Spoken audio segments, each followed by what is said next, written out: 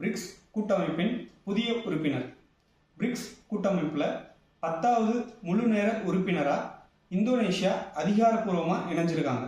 இப்போ பிரிக்ஸ் பற்றின சில தகவல்கள் பார்க்கலாம். பிரிக்ஸ் 2009 தொடங்கப்பட்டது. 2009 தொடங்கும் போது Brazil, Russia, India, China 4 countries மட்டும்தான் இருந்தது. 2010 சவுத் ஆப்பிரிக்கா 5th கண்ட்ரியாக ஜாயின் பண்ணாங்க. 2024 ஆண்டு பிரிக்ஸ் கூட்டமைப்பில் இணையறதுக்கு Ethiopia, Egypt, Iran, United Arab Emirates, Saudi Arabia ஆகிய 5 நாடுகளுக்கு ஒப்புதல் வழங்கப்பட்டது. இதில் சவுதி அரேபியாவை தவிர மற்ற 4 நாடுகள் பிரிக்ஸ் கூட்டமைப்பில் அதிகாரப்பூர்வமாக இணைஞ்சிட்டாங்க. சவுதி அரேபியா மட்டும் இன்னும் இணையாமல் அவங்களோட பெர்மிஷனை ஹோல்டில் வச்சுருக்காங்க.